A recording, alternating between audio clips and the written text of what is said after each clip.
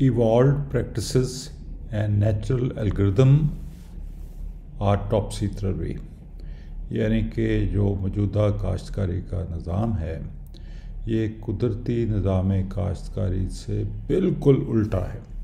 یعنی کہ جو ایوالوڈ پریکٹسز، یعنی کہ 10,000 سال پہلے ہل چلا کے زمین کو ڈسٹرب کر کے جو نظام کاشتکاری، یعنی کہ جس کو ہم کہتے ہیں ٹلیج بیسڈ ایگریکلچر سسٹم، وہ قدرتی نظام کاشتکاری سے بالکل خلاف ہے۔ قدرتی نظام کاشتکاری میں نہ زمین کو پانی میں ڈبویا جاتا ہے، نہ ہل چلایا جاتا ہے، اور نہ ہی زمین کسی بھی طرح ننگی چھوڑی جاتی ہے۔ یہ 3 عمل ہم ایسے کر رہے ہیں جو قدرت کے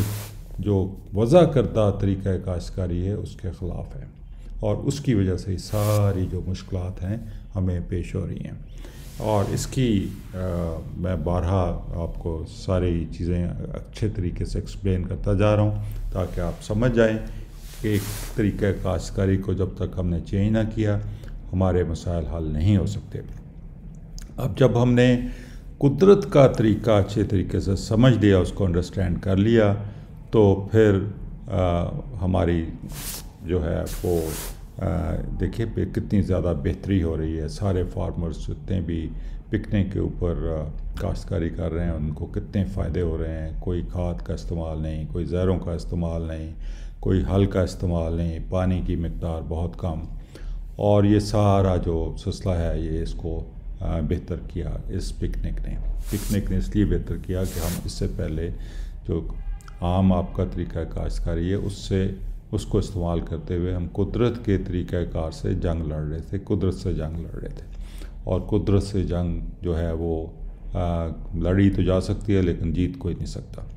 اور جو موجودہ کاشتکاری کا سلسلہ ہے اس میں جو لوگوں کے تجربات ہیں جو نسل در نسل چلتے جا رہے ہیں، وہ بھی کیونکہ قدرت کے بنائے ہوئے طریقہ کار کے خلاف تھے، اس لیے وہ بھی سارے ختم ہو گئے۔ یعنی کہ جو بھی زراعت کی ایجوکیشن یونیورسٹیوں میں پڑھائی جاتی ہے، جتنے لوگ بھی اس کے اوپر منسلک رہے ہیں وہ ایسا علم پڑھتے رہے ہیں جو قدرتی طریقہ کاشتکاری سے بالکل الٹا اور اس کے خلاف ہے، اور اس کی وجہ سے سارا یہ مسئلہ ہو رہا ہے۔ تو اس لیے ہمیں چاہیے کہ ہم قدرتی طریقہ کاشتکاری کو اچھے طریقے سے انڈرسٹینڈ کر لیں اور اس کے اوپر ساری پروڈکشن شروع کریں تاکہ ہمارے سب لوگوں کے اس دنیا کے حالات جو ہیں وہ ٹھیک ہو سکیں۔ شکریہ۔